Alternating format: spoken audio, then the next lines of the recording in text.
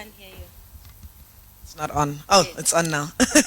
Okay. My name is Mandisa Khanyile. I am from South Africa. I'm the co-founder of an Afrocentric social network, a platform that's there for the communication of Africans throughout the diaspora. It's called .afro.com, and it was basically a form of rebellion in the journey that I've experienced with online spaces. I found that online spaces are not very kind to blackness. They don't speak directly to our lived experience. They don't speak to what happens to us here on this continent. Yes, we are able to articulate ourselves, but are we really able to express ourselves fully? And this idea came to me after the Black Lives Matter movement, and especially the Men Are Trash movement specifically, and how those particular movements were silenced on social media.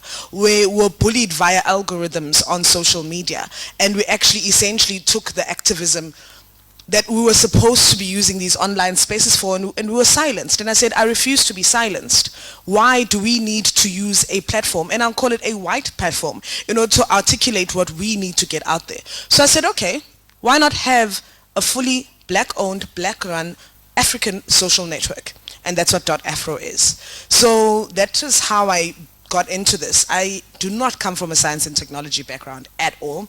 Actually come from a recruitment background. I used to be a recruitment consultant, and I used to specialize in getting IT talent for large corporates. And I moved out of that space, and I've always been a gender activist, so that's another space, and hence my involvement with the Men Are Trash movement specifically, and now recently with the hashtag the Total Shutdown movement as well, which is a movement against gender-based violence. And so being in those movement spaces and activist spaces, I said, you know what, let's have a censorship-free, safe space for blackness that's going to let us articulate ourselves in our own languages and speak about our own lived experiences. So we have voice status updates on .afro, we have blogging options, etc. I heard a lot of that in the previous panel, so those answers are already there. We exist, we're alive, all you need to do is use the platform.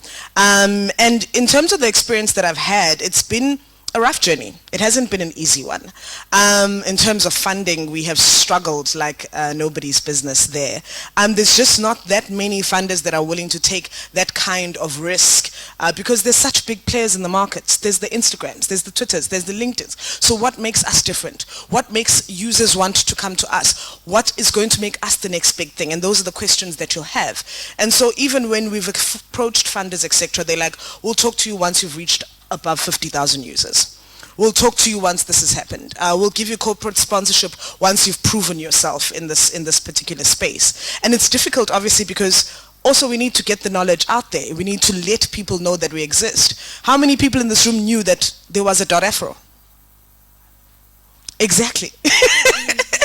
So that information needs to be out there, and that unfortunately requires running around money and marketing and all of those things. And what do we as women in technology have or are able to leverage on in order to make those spaces available? So that's just a little tidbit about me. We're not going to talk about me throughout the whole platform, but www.afro.com, and yeah.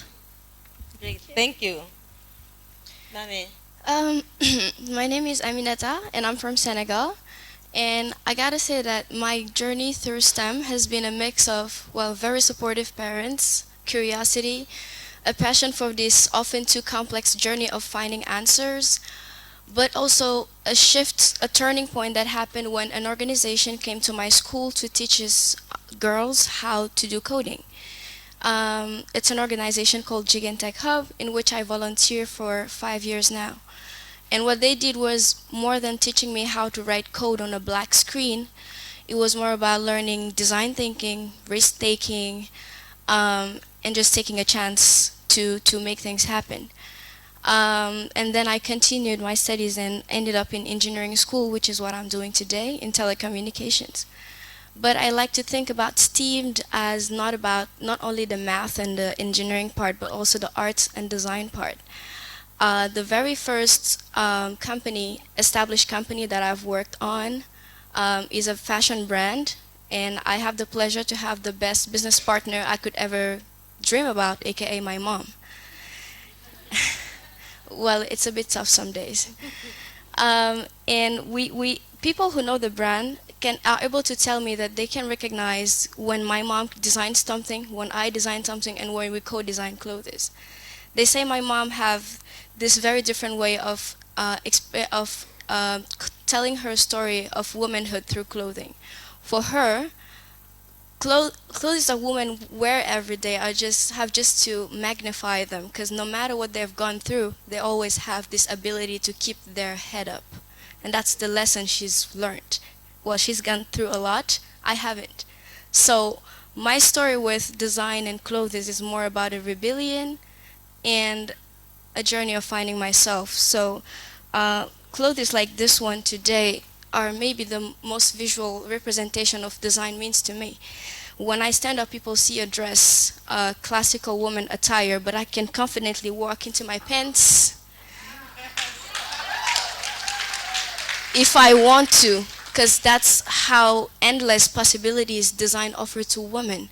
It's expressing who you are, expressing what you want throughout forms, colors, embroidery, and that's why I think today we are voicing concerns of women engineers. I'm an engineering student, so I'm concerned, but also we need to give a stronger voice to women designers. And as a 360 vision of maybe what STEAMD can be, it can be math, engineering, design, but bringing them all together really makes sense.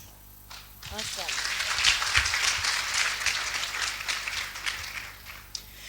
My name is Ayorkor Korsah. I teach computer science at Ashesi University, which is here in Ghana. My journey, as you said, it always starts, for me it started with supportive parents. Growing up, I loved science and math. It wasn't always clear that I wanted to be in technology. When I was little, I always used to say I wanted to be a scientist, and I think I thought a scientist was an astronaut, because I would read books about space, and to me science was about space. And so my journey was a little bit, meandering. At some point someone told me, well, if you like science and math, then probably you want to be an engineer. So I said I wanted to be an engineer, but what type of engineer, I wasn't really sure. When I was in high school, someone told me, I think you'd really like computer science or computer engineering. And I said, no, never. And I just wasn't willing to listen. Partly because I thought of a computer engineer as someone who sat in a dark room behind a computer screen all day, and that wasn't the future I wanted for myself. So I decided I wanted to be either a chemical engineer or a civil engineer. Started university, and as part of my pre-engineering courses, I had to take a computer science course, and I loved it. And so that then began a journey into computing and into computer science. And a lot of, the courses that I took were driven by my desire to really understand. I wanted to understand how everything worked, right from the, the electron level to the top. So it was about things that interested me, was about wanting to understand. Along the way, I went to a talk where someone was, a researcher was talking about robotics, and this was in the early 2000s, and he was talking about a research project called Hands Free Across America, where they had gotten a self-driving car to drive 90% autonomously from the east coast of the US to the west coast of the US, and I was just blown away by that.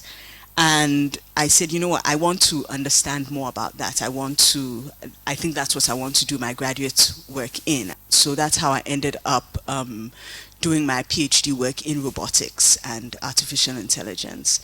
Now, one thing that has always been important for me was the notion of education. Somehow, I guess, again, it probably came back to my parents, but I had a strong sense of the empowering nature of education. So at various points I thought maybe I wanted to be a teacher, and it was a lecturer at university who encouraged me to go to grad school, and that's how I ended up in academia. But being in academia, I would say that I'm definitely one to whom education is a little bit more important than research. I do research, but what I'm passionate about is seeing young people learn and be empowered. I think that in Africa, we really need to be at the point where our young people are at the vanguard in terms of being producers and creators of technology rather than just consumers of technology. Because when you're a consumer, you consume what other people have created, right? And it may or may not meet your needs. But when you are a producer or a creator, you're able to see the problems around you and create your own solutions and contribute to that global discourse and stand on your own feet. And so that's really what I'm passionate about. So, I do a lot of teaching. I work with undergraduate students a lot. But at Ashesi, we also started a few years ago, actually in 2012, we started working also with high school students where we felt the need to sort of reach out earlier in the pipeline and get more young people excited about being problem solvers, basically. And so every summer we bring a cohort of high school students from across the country and a few from other African countries to Ashesi for a couple of weeks. And then coming back to the STEAMD point, it's not just about technology, right? So in these 2 weeks, we're talking about leadership, we're talking about ethics, we're talking about design thinking, we're talking about entrepreneurship, robotics, engineering, just trying to empower them with as much knowledge and skills as possible, primarily to get them to believe that they're not future leaders, but they're leaders now, right? And they have the ability to look at the world around them, see problems, but see those problems as opportunities for them to create solutions, whether those solutions are technological or otherwise. So that's sort of what I'm engaged in, and I'll leave it there. Great, thank you. Siphokazi? Okay, my introduction into the science and technology space came from the love for health sciences and the love from maths, like from high school. That saw me go into a space where in my country at the time, there were no people like me that were doing it. There were no females and definitely no black females. So I ended up specializing in kidney disease management as a clinical technologist and qualifying in South Africa as the first black female in the space in the country. What that didn't prepare me psychologically was the space that I'm being ushered into, a space that would reject me based on my gender and a space that would reject me based on my race. So the love for wanting to stay on and the love for wanting to do something that has got social impact is what that made me to stay on, to launch my own company, to open what was Ghana's first private kidney dialysis clinic in 2012. Because I had found a country where I don't have to define my gender or my race, where I felt appreciated for the impact I was having in a community better than in my own. So that is what had brought me into the science and technology space. We had our own challenges operating in Ghana, currency tanking, country going into complete blackout, but we stayed the course to where now we partnered Kwame Nkrumah University of Technology in trying to introduce some of the science and technology courses that are offered in South Africa in health sciences to try and bring into Ghana therapies that can help here that are not currently in the country. To give an example, Ghana still gets malaria. South Africa doesn't have malaria. Ghana, you get malaria, get advanced cases of malaria that if you were to introduce a particular technology called plasma exchange, you would save more lives. But nobody even knows if, where would I start to do that, because nobody has been taught how to do that. So try to introduce that so that you are able, through technology, improve their lives and improve the level of care that people are able to access. Wow, thank you. Please, another round of applause for this really esteemed panel. So from being rebellious to supportive parents and just being really, faithful to your art inspiration. Oh, wonderful, welcome. It's growing up being interested in science and tech, and then perseverance. I'm hearing a story of perseverance coming here from Siphokazi. We are going to give Regina an opportunity to introduce herself and tell us her journey to STEAMD. Hello, I'm so sorry I'm late. My name is Regina Honu, and I run a coding and human-centered design academy called Soronko Academy. And it started off with a project called Tech Needs Girls. So my journey started off quite interesting. I was supposed to be a doctor. You know, back in the day, when you are good in science and math, it's doctor. But I wasn't good with blood, and I think I had so much empathy because I felt like I would follow all my patients home. So 12 years old, I played Pac-Man, fell in love with Pac-Man, and I wanted to make my own game.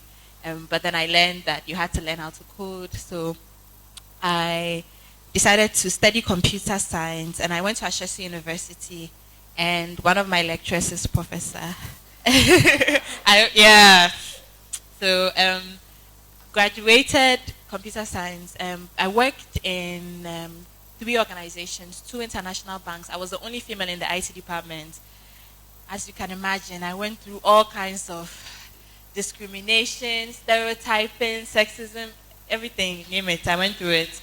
I was smaller than I am now, so, and I still get the 5-second shock reaction each time I introduce myself as the CEO of a tech company. So 2012, I decided to quit and then start my own social enterprise. And I had a for-profit where we built software, used my profits to run my non-for-profit. And I started off with Tech Needs Girls. We've now done 5,508 regions in Burkina Faso, and we've set up the first Coding and Human-Centered Design Academy. So I'm very excited to be part of the movement, and I'm excited to be here to meet all you other amazing women and to be on the panel. Thank you. Thank you. So I was wondering when I was going to hear the story of the African child who loves math and science, who must be a doctor. So thank you. You were meant to be here because we had not heard that. I was going to pick on somebody from Nigeria, perhaps, because I think Nigerians tell that story quite beautiful about how our parents all expect us to study math and science, and therefore the only career we can ever go into is to become doctors from that.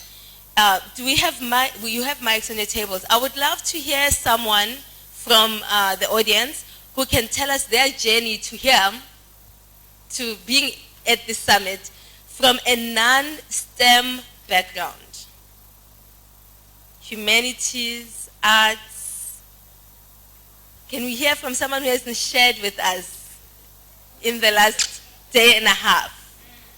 I see a hand. Right-hand side here. Yeah, thank you. I'm Diana Hobson, and I'm a musician.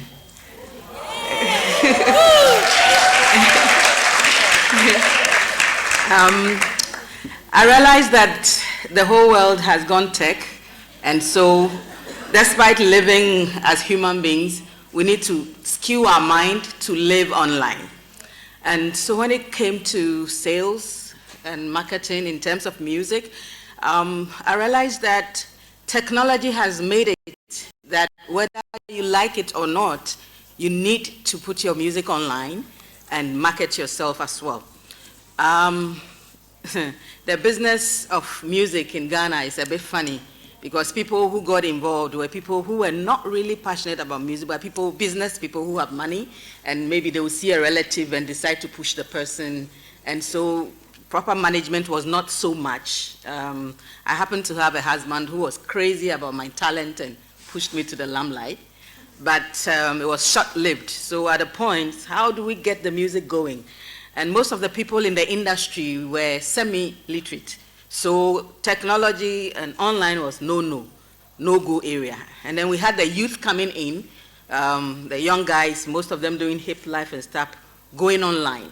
And so there was a big gap. And on the industry, when it comes to publishing, in Ghana, it was like publishing was not existent. But that is the main thing that can get the career, balance the business chain of music production. And so I realized the need to fill that gap. When it comes to a professional musician, you need to belong to the associations, you need to register your music, you need to now sell, and all these can be done online, but there was none. So I registered the company 2 years ago, and then not long, I heard about the first conference.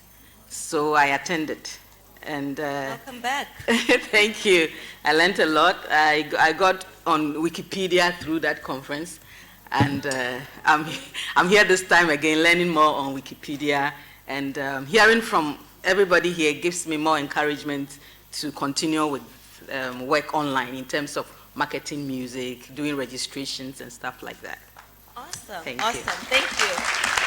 So that actually helps me bring it back to our panel here. So one of the things that is sparked from that comment is this notion of us not only being digital consumers, I believe Ayorkor, you mentioned that, not just being digital consumers, but also being creators. So my question to you is, how do we get, how are we getting the kind of resources that we need as women to participate in this digital economy? There's quite a lot of digitization of several sectors, and the arts seem to have gone faster than most non-science sector. So design and fashion, for example, Instagram has really changed the game as well. So, but how do we really help women get to participating from an economic point of view, where we're not there scrolling and looking at pictures, but we are actually the ones who are designing the platforms and making the money that is to be made from this digital economy, and soon to be one digital economy for Africa that we hear AU talking about. So any of the panelists, please, I'll take a couple.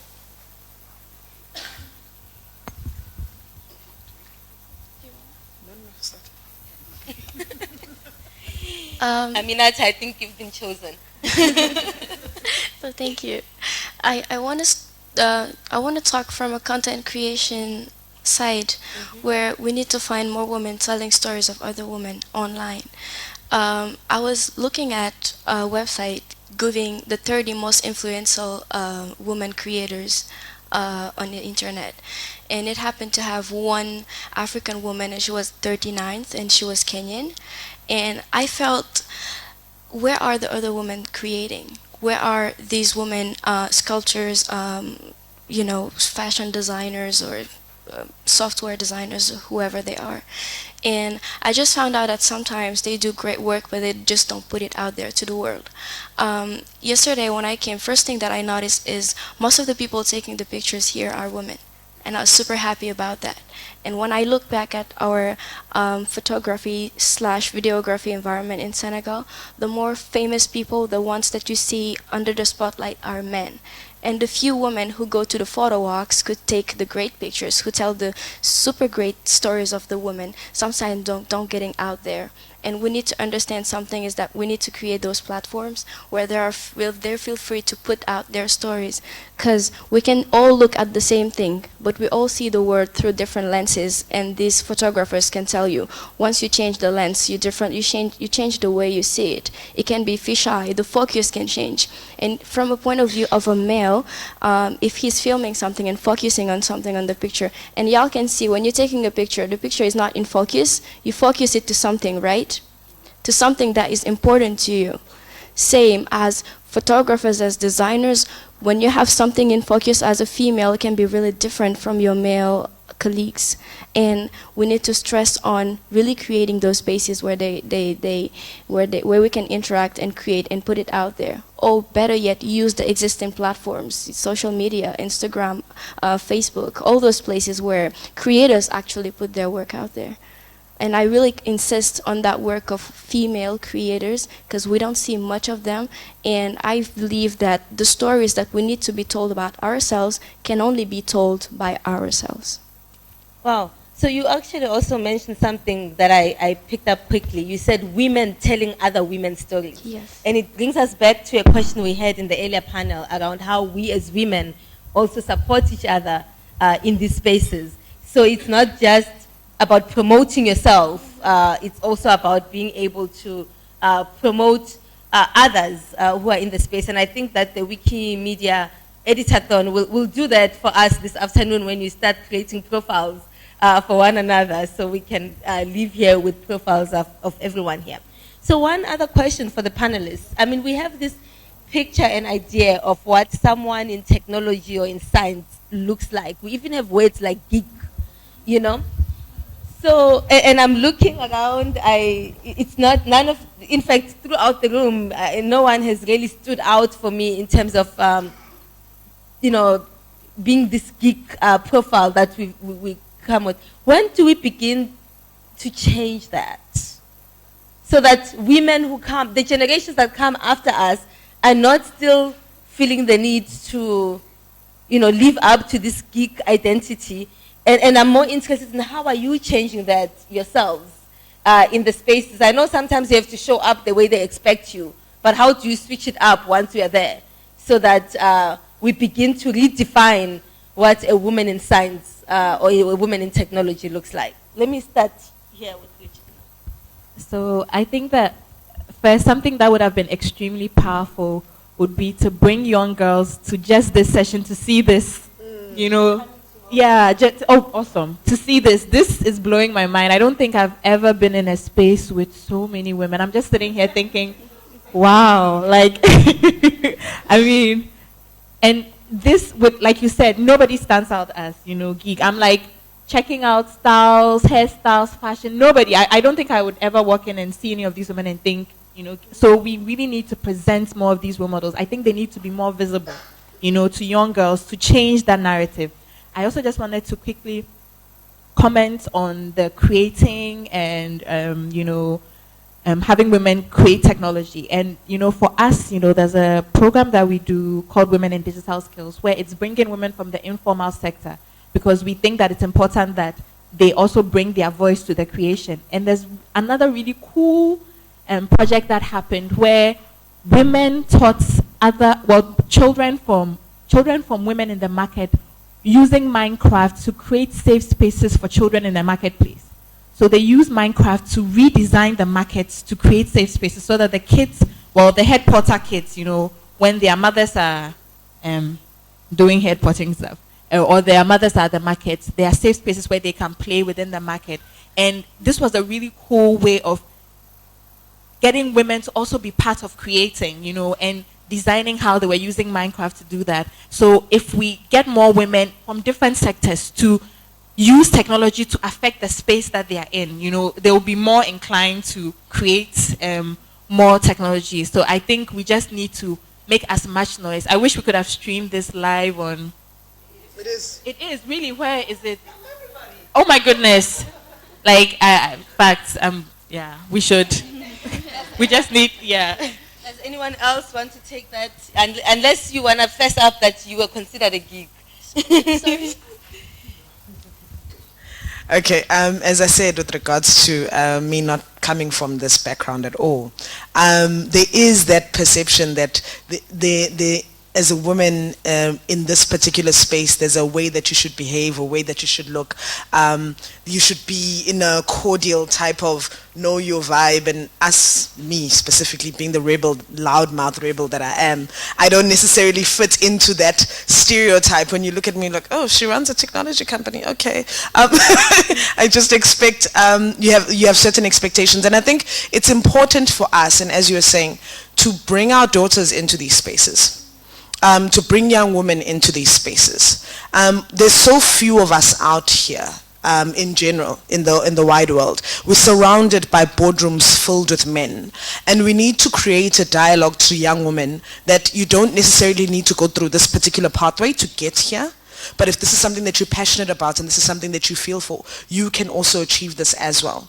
So they need to start seeing our faces in communities. They need to start seeing our faces on billboards. They need to start seeing our faces in magazines, online. We need to be profiled on Forbes, just like everybody else. And people need to understand that women also exist in these spaces and are successful in these spaces. And as you said, Nana, are not afraid to be rich. So, you know, we need to create these platforms. And I think the women in this room have that power. And we can take the messages that we've received here and that we've received in other platforms, and we need to trickle them down into our communities, because young girls are not getting these messages, and it's so important. Great. Thank you. I just wanted to add something. It's that we often are pressured by this image that we have to, you know, rely on, that you might fit into something. And I want to say that for me as a young girl and growing up, I've realized that it's okay to look the way that I look or to dress the way that I dress. Because I think many of the tech women, especially those doing coding, can relate when you're deep in the activity and you're coding and there's a bug and gosh, that's a disease. And you try to figure it out, you try to solve it. You're not maybe in your best attire, you might be in your sweatpants and random t-shirts, you have crazy hair, you've been thinking the whole night. But the next day when you wake up to go and make your presentation, you make sure you're at your best. You can wear those high heels, do your makeup and look absolutely flawless and go and do your presentation with the most powerful pitch that you've ever done.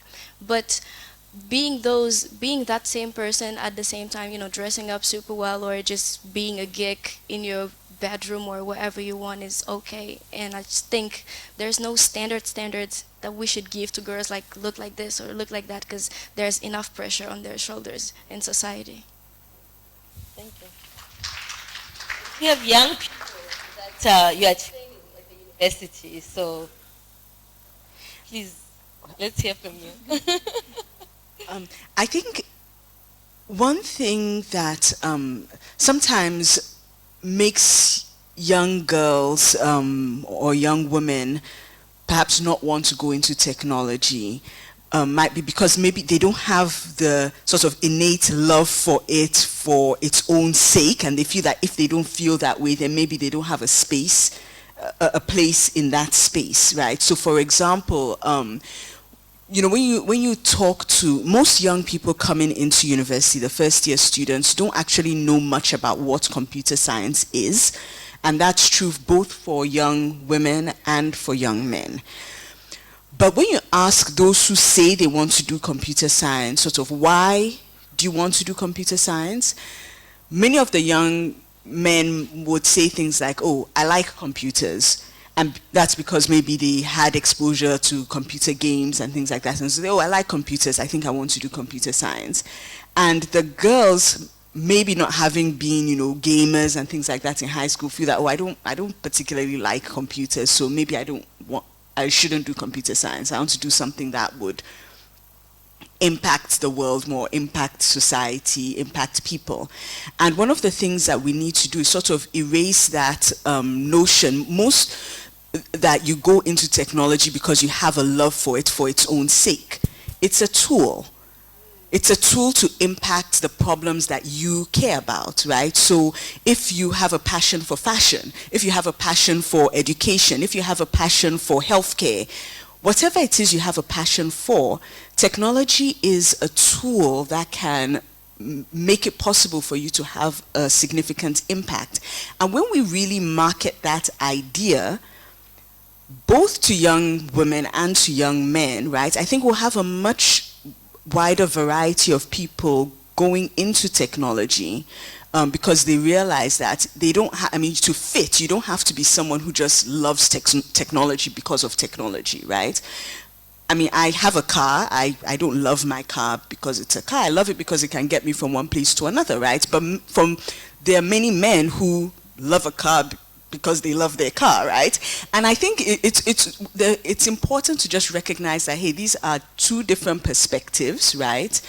They're both valid, but you don't have to be that person who is just only about technology, right? And when we put that idea out there, I think we'll get more young women feeling comfortable being in that space, recognizing that it doesn't mean that they have to get rid of the other passions that they have. They rather, kind of mix them all together. Okay. So, and as an educator, thank you so much for that. There are things that we do because we've been required to do. So, for example, learning English. For many of us here, we were required to learn English because it was accepted that that's the language of business and that's a basic standard from an academic point of view that everyone has to have. What I've just listened to you say is that technology has relevance in all fields, basically. It doesn't matter whether you're on the health track, on the history track, humanities, what have you, there's relevance. How do we get to a point where there is some level of basic requirement? Because we are here talking about the gap, the digital gender gap specifically. And it persists. It's not going to resolve itself by seeing more women in tech, by being more visible to them. There needs to be some fundamental change, whether at the policy level, nationally, or institutionally, that begins to get us to mainstream girls in ICT. How do we do that, or are there any examples of that beginning to happen, whether in pre-higher education or higher education level? And we have someone here who's doing coding for girls, but that's kind of something they do after school, right? So, are we at that point where we need to be recommending for mainstreaming of ICT in education, especially to make sure that girls also come along? I mean, I'll just mention that, I mean, for example, in Ghana, one of the subjects that students need to take as part of the basic education is a subject called ICT. So that's a good step. My concern is that, so I'll just tell a funny story. So I used to have where I used to live, I had a school behind my house. So it's a primary school, and you overhear some of the lessons that are going on. And I once heard a teacher ask a question, what are the 3 main parts of the computer, or what are the 4 main parts? Or there was some number, some magic number that he was asking the students to list, right? And I sat there thinking to myself, and here am I, supposedly a computer science, lecturer at a university. I was saying, I wonder what the answer to that question is, right? Because I didn't know what he was looking for, right? And I feel like if that is how we're doing ICT education, focusing on being able to list the parts of a computer, then what's the goal, right? And what's the impact that that's going to have? So yes, it needs to be mainstream, but it needs to be about how do you think about problems, right? How can technology help you solve problems? How can you become, creators of technology? It's less about memorizing things and listing things and being able to draw parts of a computer, right? Because this is a computer. Children need to know that this is a computer. And so how we do education, I think, is the most important thing. I really agree with all that she said about, yes, it's good to bring computer science and ICT at schools, but we also need to see the way we deliver education. I've been working with this organization, and we basically had to deliver some ICT knowledge to kids, and we went in that orphanage, and some of the kids never touched a computer before, and we were like, we have this chance of having their minds like completely out of what is ICT, so it's an opportunity to definitely define the way we want them to think of computers and ICT tomorrow. So we basically had this open way of doing the courses, teaching them from the basics of algorithms, and 3 weeks later, these kids were asking for a faster computer to code a robot that they built by themselves. And this was both boys and girls? Boys and girls. And also, from well, my perspective of a girl doing ICT, I saw that they were, putting themselves backwards when the boys were talking, and then we needed to push them to give the answers because they knew the answers and they will tell the answers to each other. They would not speak up. And the thing is, with bringing ICT to the schools, it's also making the kids advocates of it. Because when I've been trained to computer science, the year after there was this meeting that my school is having every year. They have students coming in, the parents association and the administration. And generally they just have us in the room just to be able to say, okay, we had the kids in here, they heard what we had to say. And this was an opportunity for us to speak up. And then I started explaining them what this program has brought to me. And more than just coding, once again, it was problem solving, it was design thinking, it was all those things that you need in the practical world of tomorrow. If you can write code, then nice, but if you cannot solve a problem, somebody that knows nothing about ICT sits with you and tells you, this is my problem, I need you to solve it with technology. If you just know how to code, then you don't know the process from, okay, this person wants this and I have to get them there. And that's actually the way of thinking that I think ICT is bringing to people, rather than just, okay, this is the algorithm, you should memorize it, and then just when a test comes, write it down and you get a mark. And that's a wrong way. Excellent. Thank you so much. So, is the video ready?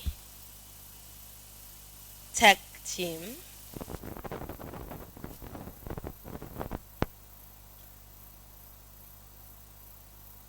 Then while you get the video ready.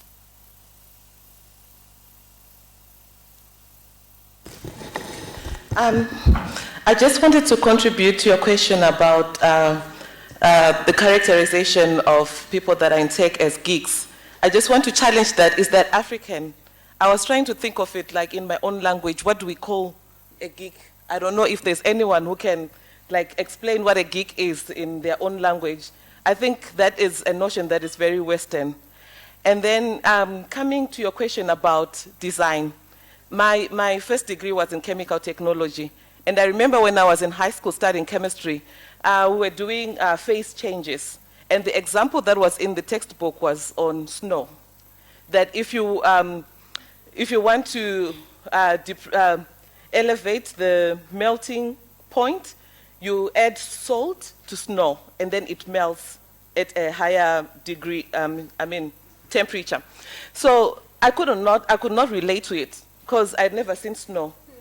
The first time that I experienced snow was this year.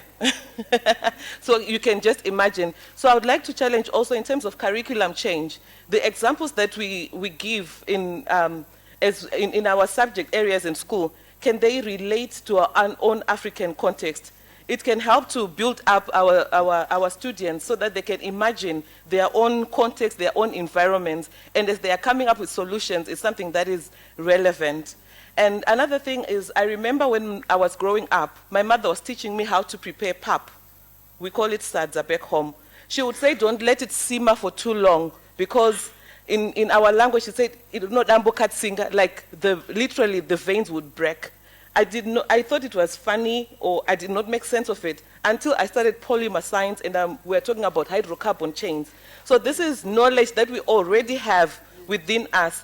But then when we are trying to introduce science as some foreign concept, it just turns off people. But then if we look at what is around us, I know the people say that like the kitchen belongs to women and we are so much against us, but I see the kitchen as a little lab. There is so much science that happens in the lab. So in terms of drawing them off from their context, we can at least try to build from what is there at the present moment and then take them up and support them throughout the stages. Thank you. So we are also known as decolonizing education, right? And there's like a whole movement around making sure that we are decolonizing education, but decolonizing our workspaces as well, so that we don't continue to hear stories of how women started in tech and in 5 years or less have to leave and go to a place where they feel more accepted. So definitely I certainly endorse that, but challenge us to say that that decolonization needs to go beyond just education, but also to the workspaces, because we can't continue to encourage women to enter this sector only for them to deal with microaggression in the workplace and leave in the first 5 years of their careers, because that in and of itself would be counterproductive. I understand the video is ready for us.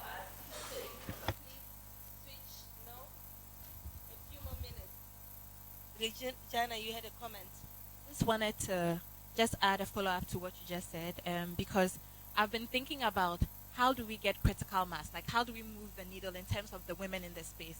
And I've realized that past the trainings, past everything else, is really working on building the confidence, right, of, you know, young girls to be able to stick and stay and endure no matter what. So if you are thrown, because in whatever space you're going to find yourself, when you're minority, you have to be able to endure. So I think one of the ingredients is how do we ensure that we are building that confidence, because for us, we have to keep reinforcing the message and keep getting girls to come out and try, because if you give her the skill and she's still lacking the confidence to want to use that skill, she's not going to use it. So we should even be having more conversations on how do we build that confidence such that no matter what environment a young girl finds herself, she still stands out, no matter what anybody tells her. Because sometimes it's like we move some steps forward and then somebody says something, then we start. How do we ensure that they keep moving no matter what? You have the opposite challenge. You are rebellious, by your own definition, loud, and unstoppable in many ways.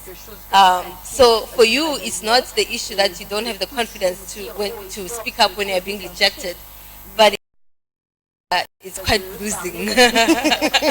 You know, so how do you, and what kind of support systems and platforms are there for women who are radical in their views and do get bullied quite often online? Because that is truly the opposite of those who are not confident, is that we also need to balance and have room for women who are loud, radical, feminist, to be able to exist in this space as well, and for us to be able to have networks that support them. I think the internet has been a great tool for women like that to find each other. I've been privileged to meet women from around the world through the vehicle of the internet, who are just as loud, who are just as boisterous, and who are doing brilliant and wonderful and challenging things in their own spaces. I think what we need to do, though, as women who are already in these positions, is that we need to be the ones to break the ceilings for the ones that are below us. If they can't see us challenging the status quo, trying to dismantle the patriarchy, trying to show these men that we are not just equal, but most often even better at this than any of them are, then they're not going to actually have the confidence to rise to the challenge as well.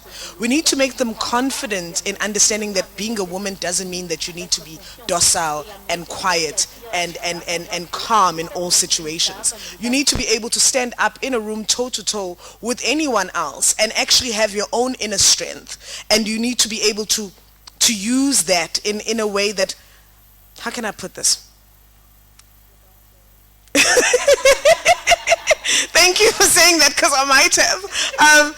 We need to create spaces where women, we need to dismantle the patriarchy, but also over and above dismantling the patriarchy, we need to give women the tools to be able to see outside of what they are taught as a societal norm.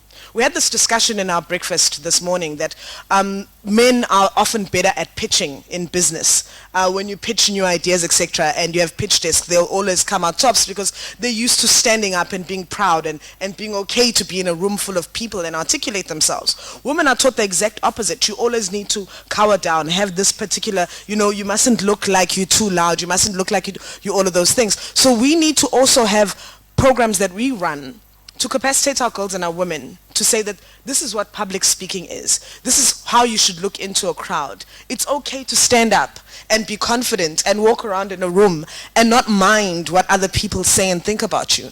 So that's kind of where I'm coming from. Okay, on that note, Mandisa did attempt to shut down the country on August 1st. Talk to her more about that, or look up hashtag that total shutdown, when she attempted to bring a whole country to a standstill on August 1st. So can we have the video, please?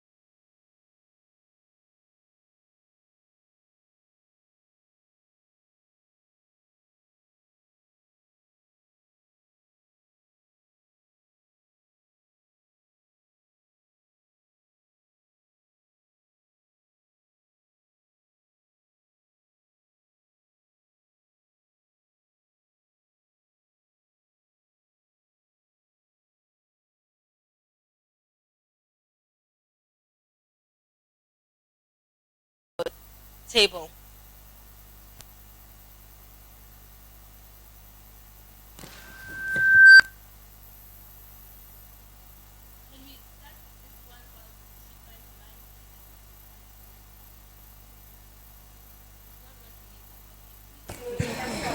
Yeah, we have one.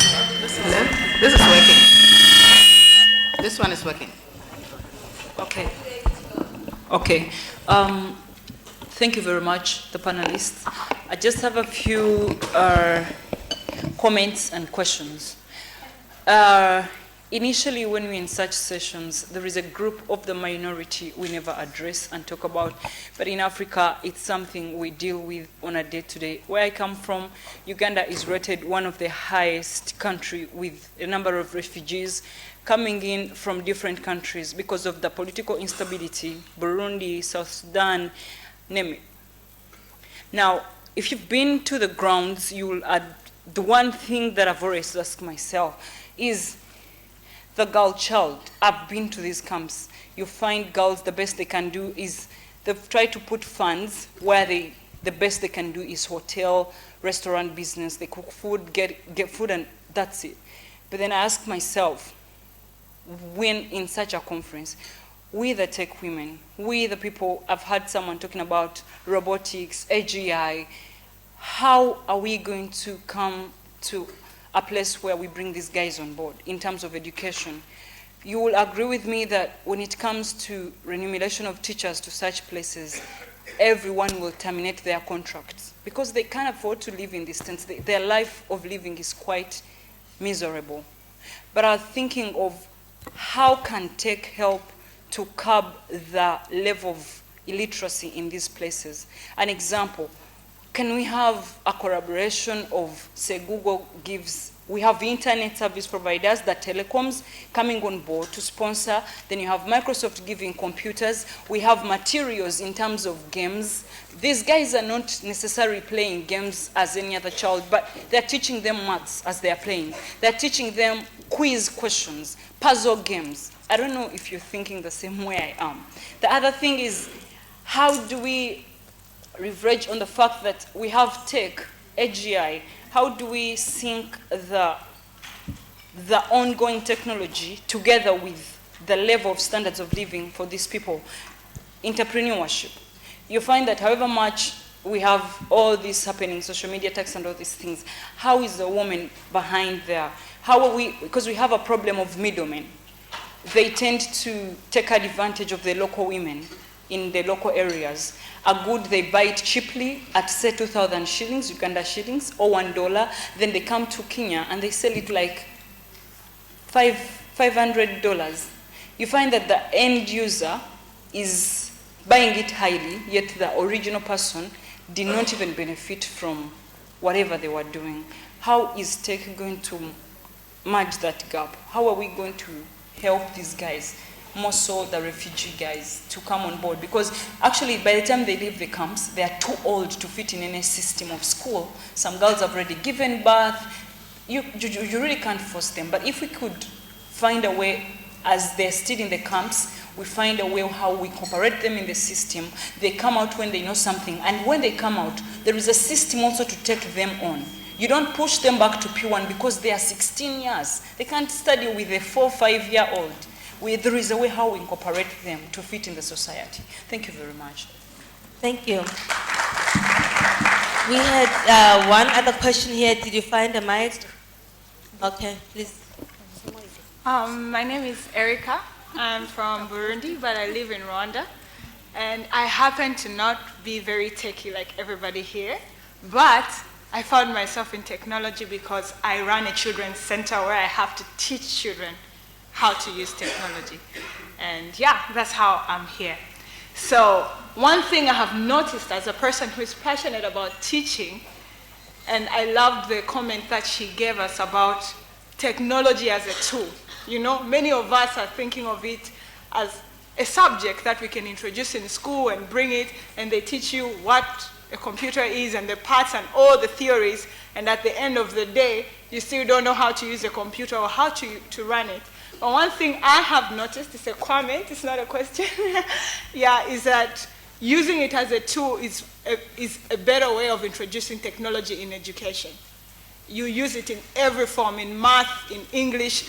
I teach children how to read and write, and some of the best tools we have used are apps that other people have made, like an app called Semaran from Kenya, where you teach children how to listen to letter sounds, and they play games, and they're able to capture it faster than the other ways that we have been using textbooks. So for me, really, is to advocate that we teach our education system involves technology as a tool at all levels, all subjects, and in all ways that we're able to do it. Yeah. Thank you. And Nana from the internet. Thank you very much. I'd like to come back to 2 points. I've written them down. One is globally competent, and the second is worldwide usefulness. My original degrees are in law and international relations, history, English, social sciences. So I came into the tech because of its importance to policy. So I'm a tech policy person. But that's not what I want to talk about. I want to speak to every lady who here about global competence. If you can code, and by the way, I can code Python, and I learned to write HTML about 20 years ago, but I'm still not a geek. I've done digital democracy and all of those things. I'm still not a geek. My point is, if you are good in Accra, you have to be good in Lagos and Nairobi and Cape Town and San Francisco and Berlin. That is very important. I have seen a lot of us who are happy to be local champions. There are no local champions in the technology world. It's either you know it or you don't know it. And that is very important while we are raising high-profile women. If I have been put among 100 most influential people on digital government, it is not because of what I do in Abidjan, Côte d'Ivoire. It is because of what I do globally. And that brings me to my second point. I said my original inclination is to read papers and draft end user licenses. I'm one of those who draft those thinking things. But you have to be able to read.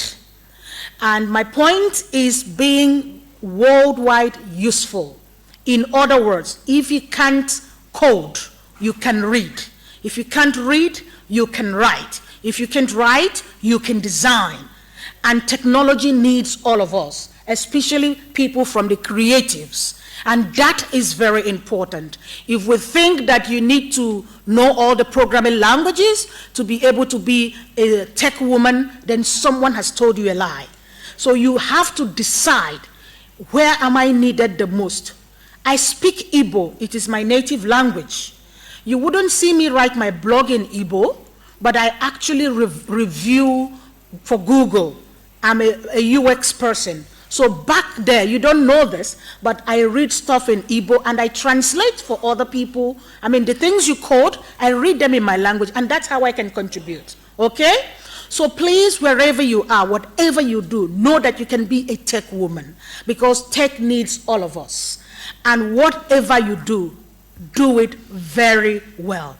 Do it to the point that those in San Francisco, those in Iran, those in Berlin, those in Cape Town, those who speak French, those who don't speak English, when they hear a keyword, they will remember you because you are good, very good in what you do. I'm going to take one final comment from Dorothy, and then I'm going to, we just have about 5 minutes to wrap up this session. Unless you don't want to use it.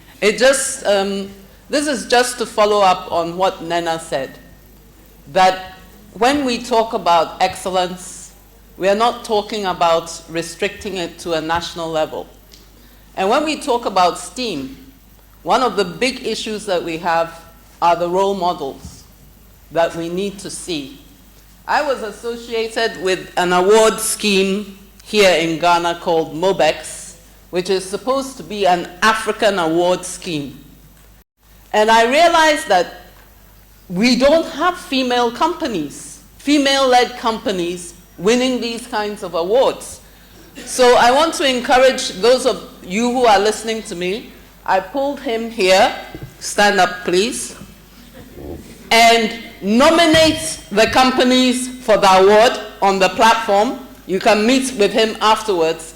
But also, there's nothing stopping you from organizing award schemes or being part of the award schemes to honor excellence by women-led IT companies or women-led IT solutions. We are not seeing it come out. And if we don't, then our voices are being suppressed. Thank you. Great. I think that really is a good way to kind of summarize some of the key points that have come here. I've heard about showing up from a personal point of view of women being visible, as well as now not only just stopping there, but making sure we are celebrating each other, and whether it be by nominating each other to the awards or creating our own, because I think just by virtue of many of you being here, it's very clear that you are the kind of women who show up, whether there's room for you at the table or not. You can bring your own chair and make sure that there's room. And this really reminds me of a great civil rights legend whom I worked with when I started my career. And she used to always say that women of color seldom do what they have to do, but we always, what they want to do, but we always do what we have to do. We seldom do what we want to do, but we always do what we have to do. So, and there was a point in my career where I challenged that, because I kind of felt like it kind of encouraged us not to self-care as well.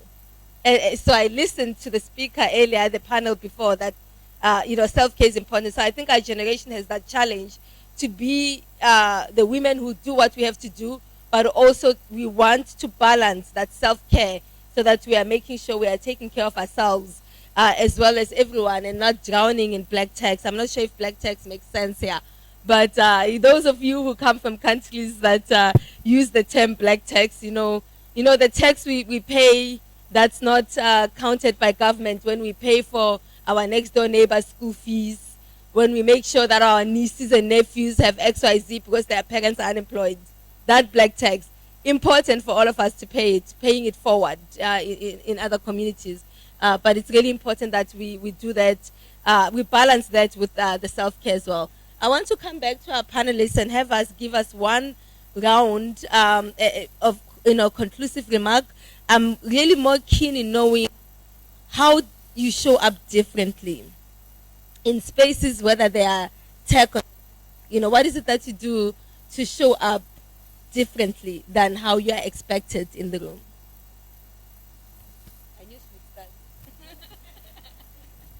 I wanted to speak directly to the comment about refugees, and I think it speaks to me because I believe in using technology for activism as a driving force for change. I think there's no point in us being here if we're leaving people behind based on race, gender, color, creed, any of the things that people use to discriminate against us. And I love the example that you use, that we are leaving refugees behind in this digital gap. And what can we do? This is something that can easily be solved by a sponsorship of some kind of equipment, a community-based network that would be linked to that. A community-based network that could be linked to a refugee camp, equipment that is provided, we have free online courses. There's no need for people to not be able to go on YouTube and learn. We live in that age where people don't actually need to go into a physical classroom in order to learn. Let's take advantage of that and use it to bring those that have been left behind, to empower women so that they can also feel their greatness, to give exposure to people, to environments that they are not around, and to create safe spaces as well. Thank you. You know how you show up. Thank you. Well, I wanted to come back on these latest comments on being universally excellent and also celebrating women excellence and showing up the work that they are doing. I think if earlier I had seen more of Katherine Johnson or all those astronauts, black women that did all these extraordinary things in NASA, I'd maybe carry on my dream of being an astronaut or just being an astrophysician. And we also need to tell those stories from here in our continent. So it's a call to all of the women here. Whatever woman that you see excelling, you might clap for her first, but then tell her story out loud if you have a platform. And if you don't, create one and tell her story still. Talk about her to people around you. When you meet young girls and they're in primary school, they're in secondary school, they have a dream, please push them to pursue that dream and to be the people that they want to do. Because I think how you show up to be different is actually being yourself. Because when you're yourself, you're awesome. And you can always look for the ways to amaze people when you come, but just showing up as who you are always speaks loud enough. And I think that's something that we would gain a lot by teaching that to our girls. You're not supposed to look like her, or like, okay, you can have a role model, but that role model is excellent at what she's doing because she's herself, and also she's putting the efforts in the things that she wants to do. Like, efforts equals results, and that's maybe also one thing that we need to teach to our girls. There's nothing magical in the way that other people are doing things. They just worked for it. So I think those are valuable lessons that I had from women who inspired me, not by speeches, but by doing the things that I did and being excellent at it and not waiting for anybody's validation to do what they have to do.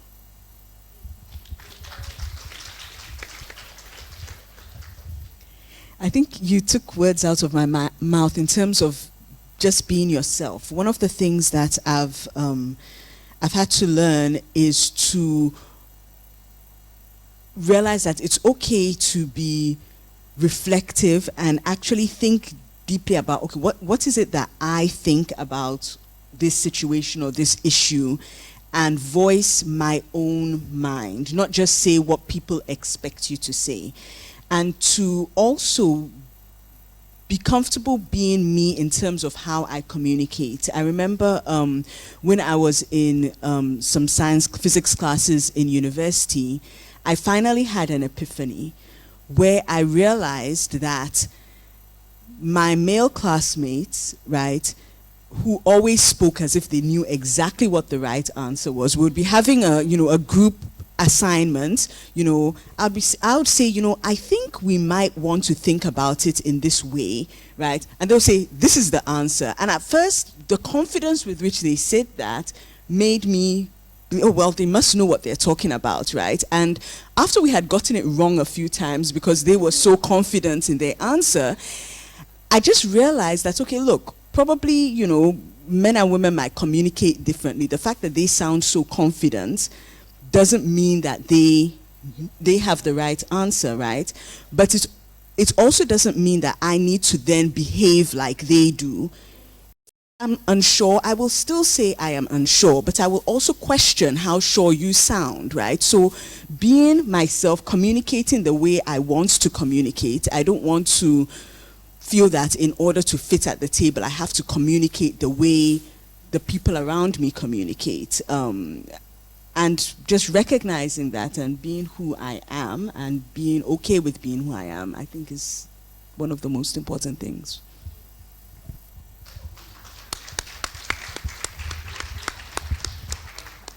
Well, on my side, on how I show up, I would just take from the point that Nana was saying that we need to be part of solutions that go beyond your comfort zone. We need to be part of solutions that go beyond your country. Being South African and opening a clinic in Ghana shouldn't be something that is like, wow, so you actually left South Africa and came to Ghana. Launching mobile applications that can be rolled out in 3 countries in Africa at the same time. That means that you are looking at a point of how do I become part of solutions that are globally relevant, so that somebody doesn't say, oh, but this is only a solution that I can only use in my country. You only solving a problem for healthcare in your country. I must be part of solutions that involve technology that can be deployed at a worldwide scale, and then be measured on that impact of those lives that I get to impact at that level. So I think for me, one key thing that is sort of turning my life around now is just the balance, you know, because how do you ensure that you are present in the situation, whatever that situation is? So I'm a new mother, I'm a new wife, and sorry, I'm a new mother, I'm a new wife, I'm running a tech business, and I'm overwhelmed, in fact. And how do you deal with the fact that you fail at some things and be fine with it? And I think for me is also just addressing that failure and knowing that you can't be perfect at everything, but whatever you're doing, be fully present and give it 100% of your all. And the last thing that I wanted to say is, I need your help, women. So I'm building a skills assessment, but I need different voices. And I'm like looking at this room, opportunity, I must not let it go. So please, as a shameless plug, please go to mydigitalskills.org, just fill out some small information and help me make sure that we gather all the amazing skills that women have so that we show up and present all the different skills that we have on the continent. Thank you. Great. Thank you very much. Thank you so much for joining us today. And for all of you, please keep the conversations going. Hashtag Tech Women Africa, because I know we didn't get to all of the questions. And we will have opportunities. I think there's open mic sessions this afternoon as well as tomorrow. So you can be able to also still interact. But definitely online, let's keep these conversations going. Let's show up as ourselves and not what the world expects of us to be. And let's go out there and decolonize women in tech on Wikimedia.